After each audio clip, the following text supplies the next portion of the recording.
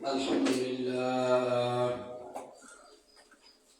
لله الذي ركع شعائر الإسلام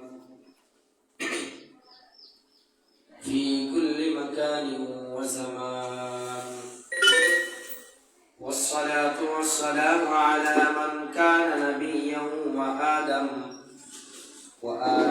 بين الماء والطين، ونشهد أن لا إله إلا الله وحده لا شريك له، ونشهد أن سيدنا وسندنا وحبيب طبيبنا ومحبوبنا ومعشوقنا ومولانا محمدا عبده ورسوله صلى الله تعالى عليه وعلى آله وبارك وسلم تسليما كثيرا. أما بعد، فأعوذ بالله من الشيطان الرجيم. بسم الله الرحمن الرحيم.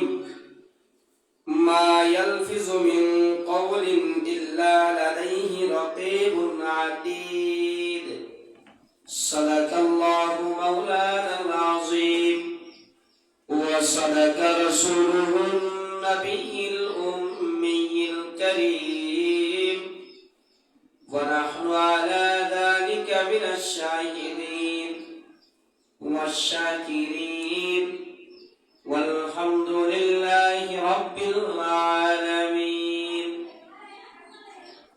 اللهم صل على محمد وعلى آل محمد كما صليت على إبراهيم وعلى آل إبراهيم إنك حميد مجيد. اللهم بارك على محمد وعلى آل محمد كما باركت على إبراهيم وعلى آل إبراهيم إنك حميد مجيد. بلغ العلا بكماله، كشف الدجى بجماله، حسنة جميع خصاله. صلوا عليه وآله. سبحان الله وبحمده، سبحان الله العظيم. ইলমুল কোরআন মহিলা মাদ্রাসার উদ্যোগে পবিত্র মাহে রমজান আগমন ও বার্ষিক পরীক্ষার ফলাফল এবং পুরস্কার বিতরণ উপলক্ষে ওয়াজ ও দোয়ার মাহফিলের সম্মানিত সভাপতি সাহেব উপস্থিত, জেলা হযরত ওলামায়ে কেরাম, পর্দার আড়ালের অবস্থানরত অত্যন্ত নম্র ভদ্র পর্দানিশী মা ও বোন, মহান রব্বুল আলামিনের শুকর আদায় করি যে মহান রব্বুল আলামিন আমাকে আপনাকে এই ফিতনা ফাসাদের জামানার মধ্যে হাজারো গুনাহ থেকে বিরত রেখে এই মুহূর্তে এক মাহফিলের মধ্যে আসার বসার তৌফিক দান করেছেন। এই জন্য আমরা সকলে অন্তরের অন্তঃস্থল থেকে মহান রব্বের শুকর আদায় করি। আলহামদুলিল্লাহ, আলহামদুলিল্লাহ। মহান রব্বুল আলামিনের নবী, আমার আপনার নবী, আকার আমদার তাজদারে মদিনা, সরকারে দু আলম নবী মুহাম্মদুর রাসূলুল্লাহ সাল্লাল্লাহু আলাইহি ওয়াসাল্লাম বলেন, যেই মজলিসের মধ্যে নাকি কোরআন এবং সুন্নাহের আলোচনা করা হয়, মজলিসটা ছোট হলে অনেক দামি হয়। কেন দামি হয়? কোরআন আল্লাহ দামি বানাইছে। এই কোরআনের বরকতে আল্লাহ সব কিছুকে দামি বানাইছে। এই কোরআনের সাথে যার সম্পর্ক যত বেশি, আল্লাহ তাআলা তাকে তত দামি বানায় দেয়। যেহেতু সামনে রমজান মাস একেবারেই সন্নিকটে আমাদের, রমজান মাসকে আল্লাহ দামি বানাইছে মাস হিসাবে নয়, কোরআন নাজিলকে উসিলা করে রমজানকে আল্লাহ দামি বানাইছে। অন্যথায় বাকি 11 মাস যেমন ছিল, রমজানও এমনই থাকতো, কিন্তু রমজানকে আল্লাহ দামি বানাইছে শুধু এই রমজান মাসে আল্লাহ কোরআন নাজিল করেছে। এই কারণে আল্লাহ রমজানকে যেহেতু দামি বানাইছে, কোরআনের সাথে যদি আমার সম্পর্কটা হয়, তাহলে রব আমাকে আপনাকে দামি বানাবে।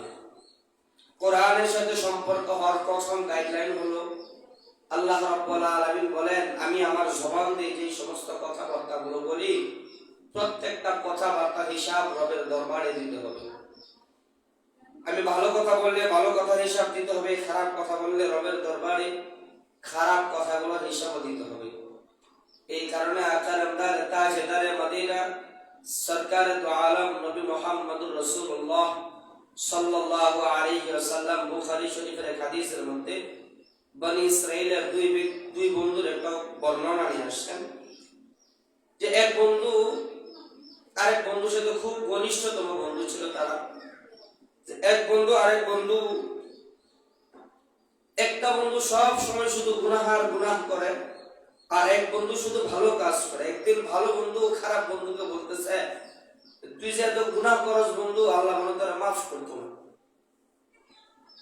ওই খারাপ বন্ধু বলতেছে, মাফ করার ক্ষমতা তো আল্লাহর হাতে, আল্লাহ চাইলে তো আমাকে মাফও করতে পারে। আমি গুনাহ করি, আল্লাহর কাছে যদি আমি চাই আল্লাহ আমাকে মাফও করতে পারে। এই কথা বলার পরে এই খারাপ বন্ধুটা ভালো বন্ধুটা বলতেছে, তুই সারাদিন করস গুনাহ, আল্লাহ তারা মাফ করবো? মাফ করলে করছো, না করলে নাই। আমার কবর আমি যাবো, আল্লাহ আমার জাহান্নাম দিলে আল্লাহ আমারে জাহান্নাম দিব, তোর সমস্যা কি? এই কথা বলার পরে ভালো বন্ধু জবাব দিতেছে, তোর কবর আল্লাহ হেদায়েত রাখছে না, আল্লাহ তোর কবরে হেদায়েত রাখছে না, তোর আল্লাহ জান্নাত দিত না। বাস তাদের মধ্যে কথা এতটুকুই হয়, যার জন্য চলে যায়। নবীজি বলেন, যখন তাদের মৃত্যু হয়, মৃত্যুর পরে নবী করিম সাল্লাল্লাহু আলাইহি ওয়াসাল্লাম বলেন, হাসরের ময়দান কায়েম হয়ে গেছে। দুই বন্ধুকে আল্লাহ দাঁড় করাইছে, দাঁড় করায়া তাদের কথাবার্তা গুলো শুনতেছে আর বলতেছে, যে ভালো বন্ধুরাকে আল্লাহ বলতেছে, কিরে আমার বান্দা, যে জান্নাত জাহান্নামের দায়িত্ব কি আমি তোমার হাতে দিয়ে দিছিলাম? তখন ওই বান্দা বলবে, না, আপনি খালিক, আমি মাখলুক, আপনি তো আমাকে জান্নাত জাহান্নামের দায়িত্ব আমার হাতে দেন নাই, তাহলে কি হেদায়েতের রাস্তা তোমার হাতে দিয়ে দিছিলাম? তখন ওই বান্দা বলবে, না, আল্লাহ হেদায়েতের চাবিকাঠি আল্লাহ আপনার হাতে রেখে দিয়েছে। তাহলে যদি তুমি তোমার বন্ধুকে বললা যে আমি তাকে তার কবল হেদায়েত রাখি নাই, আমি তাকে জান্নাত দেব না, এই কথা কেন বললাম? যাও, আজকে আমি আমার রহমতের চাদর দ্বারা ঢাইকা ওই খারাপ বন্ধুটাকে, তোমার খারাপ বন্ধুটাকে আমি নাজাতের জরিয়া বানায়া জান্নাত দিয়ে দিলাম, আর তুমি ওভাররুট কথা বলার কারণে আজকে তুমি জাহান্নামে চলে যাও। নবী করিম সাল্লাল্লাহু আলাইহি ওয়াসাল্লাম বলেন, দুনিয়াতে অনেক গুনাহ করছে, কিন্তু ওভাররুট কথা না বলার কারণে আজকে সে জান্নাতে চলে যাইতেছে।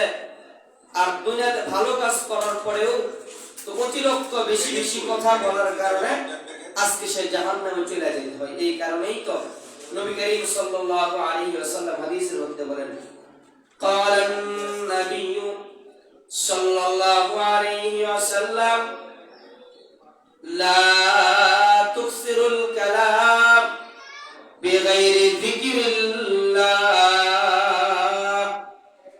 আমার ভাইজান বিশ্বনবী রাহমাতুল লিল আলামিন বলেন, দুনিয়ার মানুষ, তোমরা এই জবান দিয়ে এমন কোন কথা বলিও না যে কথাটা রবের জিকিরের বিরুদ্ধে চলে যায়।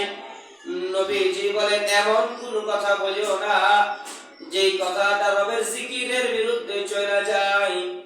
একদিনের ঘটনা, নবীজি আম্মা আয়েশা সিদ্দিকাকে বলেন, আয়েশা, গত রাত্রে আমি স্বপ্নে দেখি সাইয়্যিদানা জিবরাইল আলাইহিস সালাতু ওয়াস সালাম আমাকে নিয়ে জান্নাত জাহান্নাম পরিদর্শন করাইলেন। জান্নাত পরিদর্শন করানোর পরে যখন আমাকে নিয়ে জাহান্নাম দেখানোর জন্য নিয়ে গেলেন, প্রতিমধ্যে যাওয়ার পরে আমি দেখি সুন্দর সুদর্শন একজন লোক দাঁড়ায় রয়েছে। আমি জিবরাইলকে প্রশ্ন করলাম, ভাই জিবরাইল, এই সুন্দর মানুষকে আমার উম্মতের মধ্যে কেউ হবে কিনা? জিবরাইল বলল, ইয়া রাসূলুল্লাহ, আপনি তাকে একটু ভালো করে লক্ষ্য করে দেখেন তো, আপনি কি চান আপনার উম্মত গুলো এমন হোক? নবীজি বলেন, আমি যখন তার কাছে যাইলাম, তাকায় দেখি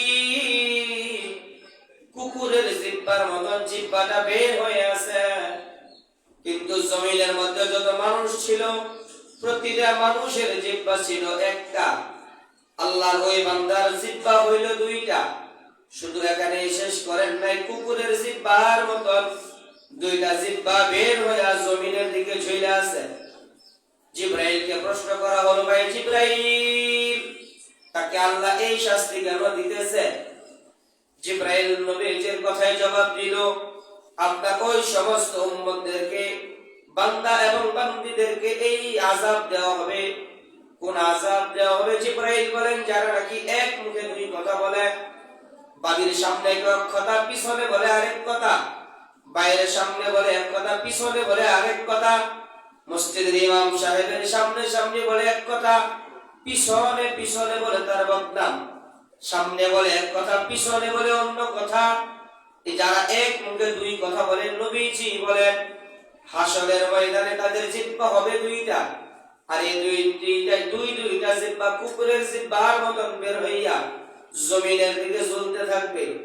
নবীজি বলেন, আমি আমার উম্মতদেরকে সতর্ক কইরা দেব, তাদের যদি জীবনও চলে যায় তারপরেও তারা যেন এক মুখে দুই কথা না বলে, সত্যকে সবসময় সত্য বলে, মিথ্যাকে সবসময় মিথ্যা বলে, সাদাকে তারা যেন সবসময় সাদা বলে, কালোকে সবসময় তারা যেন কালো বলে, যা বলার সামনে সামনেই যেন বলে ফেলে।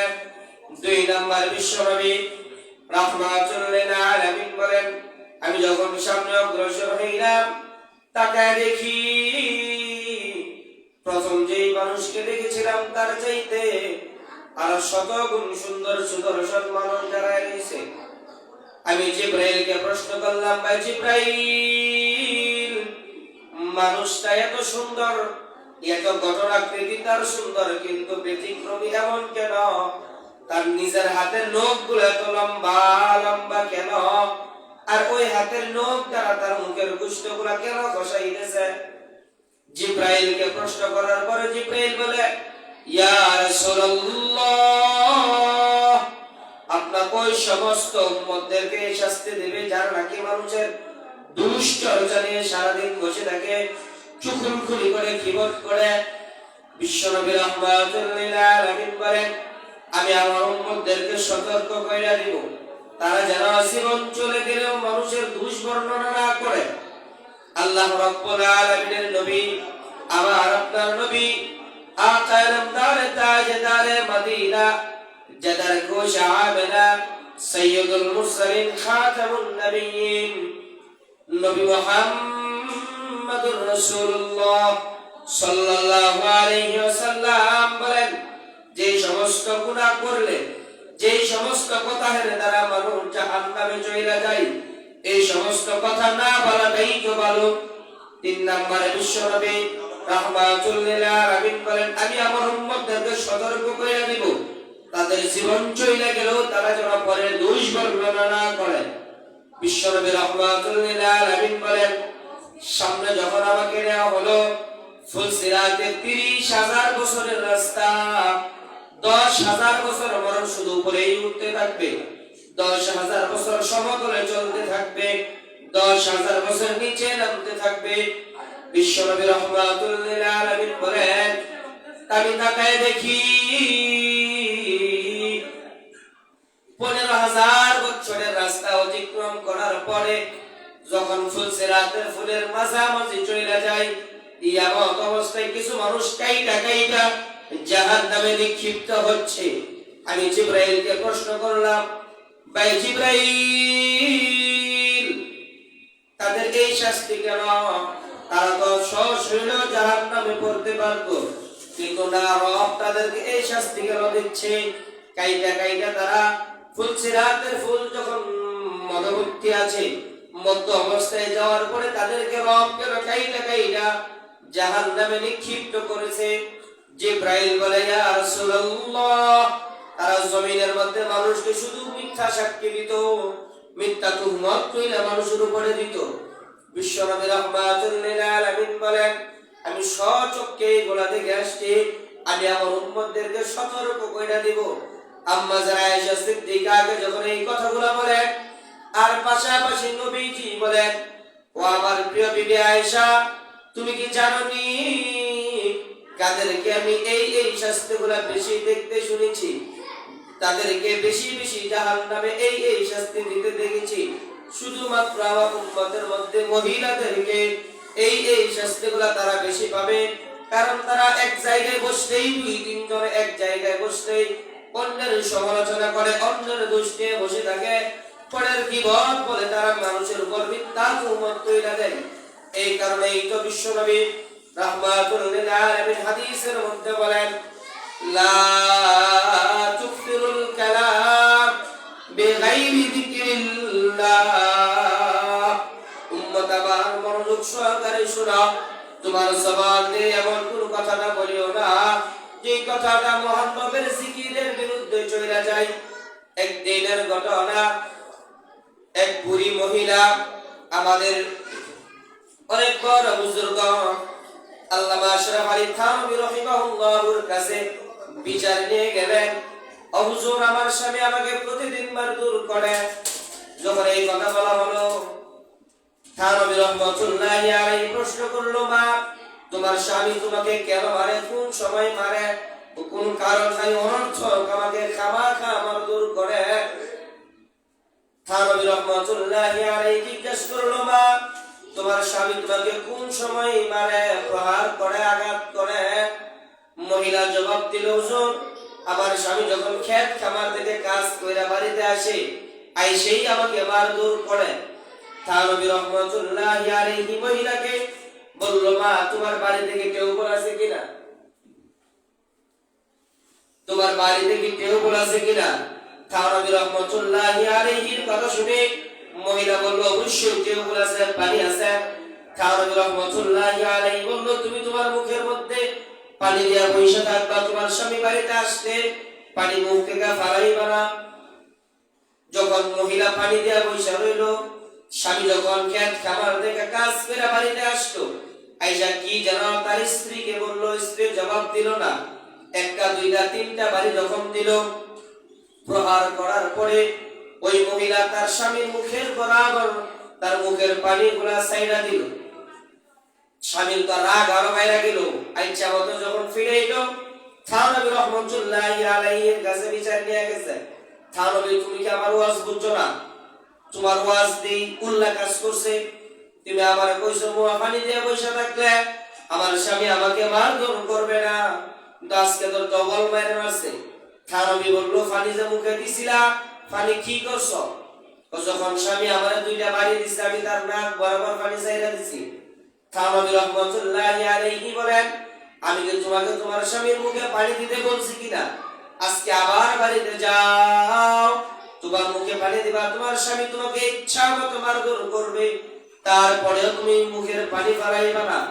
এমনই ভাবে একদিন, দুই দিন, তিন, চার দিন যাওয়ার পরে থানভীর কাছে চলে গেল মহিলা, যে বলল, থানভী, তুমি আমার কথার জবাব দাও। কেউ বলে আমার পানি, আমার মুখ, আমার সব কিছু আমার, কিন্তু আমার স্বামী আমাকে মায়ের দোষ ছাইড়া দিছে, তার কারণ কি? তুমি এমন কি কেরামতি করলা? থানভী জবাব দিল, মা, তুমি যখন আমার কাছে প্রথমে এই কথা বললা, তোমার স্বামী ক্ষেত খামার থেকে কাজ করে আইসা তোমাকে মারধর করে, আমি তখন চিন্তায় পড়ে গেলাম, কি ওষুধ তোমাকে দেওয়া যায়, কি দোষ হতে পারে, কি অন্যায় হতে পারে, কি অন্যায় হতে পারে। আমার চিন্তা ধারা এমন হয়েছে, তুমি তোমার মুখটা ওভার রুট চালা, বেশি কথা বলো, এই কারণে তোমার স্বামী তোমাকে মারধর করে। যে তোমার মুখের মধ্যে পানি দিয়ে বৈশা রইছো, এক দুই দিন পরে তোমার স্বামী আর মারে নাই। এই কারণে আমি চিন্তা করলাম, তোমার জবানটা খুব খারাপ ছিল, জবান দিয়ে বেশি কথা বলতা। যে স্বামী যখন ক্ষেত খামার থেকে ক্লান্ত অবস্থায় বাড়িতে ফিরত, তোমার অতিরিক্ত কথা শুনে তোমাকে মারধর করতো। আমরা যদি নবীর কথা শুনে, লা তুকসিরুল কালামি বিগাইরি যিকরিল্লাহ, আবার আপনার জবানটাকে যদি হেফাজত রাখতে পারি, রবের জিকিরের মধ্যে সারাক্ষণ মুক্ত রাখতে পারি, দুনিয়ার মানুষের গীবত থেকে বাঁচতে পারবো, দুনিয়ার হাজার মানুষের তিরস্কার থেকেও বাঁচতে পারবো, আখিরাতে মুক্তি পেতে পারবো। এই কারণে আমি আপনি যতদিন দুনিয়াতে জীবিত থাকি, জবানকে হেফাজত করব। যত গুনাহ আমি আপনি যত গুনাহ করি, সবচেয়ে বেশি গুনাহ করি জবান দ্বারা। এই জবানটাকে যদি হেফাজত রাখতে পারি, তাহলে দুনিয়া আখিরাত আমার জন্য মঙ্গল হবে। যেহেতু সামনে রমজান মাস, রোজা রাখা অন্যের দুষ সমালোচনা না কইরা, অন্যের গীবত না কইরা, শুধু সুবহানাল্লাহ পড়লাম, আলহামদুলিল্লাহ পড়ি, লা ইলাহা ইল্লাল্লাহ পড়ি, সূরা ইখলাস পড়ি, বেশি বেশি তাসবিহ তাহলিল যদি পড়ি, আমার রোজাটাও কামিয়াব হলো, সওয়াবের সওয়াব হইলো, অন্যের গুনাহ থেকে নিজেকে গুনাহ থেকে বিরত রাখতে পারলাম, অন্যের সমালোচনা থেকেও নিজেকে বিরত রাখতে পারলাম। আল্লাহ রাব্বুল আলামিন যে কথা বলেন, কথা করে আমাকে সকলকে আমল করার তৌফিক দান করুন। সকলে বলি আমিন। আসসালামু আলাইকুম ওয়া রাহমাতুল্লাহ।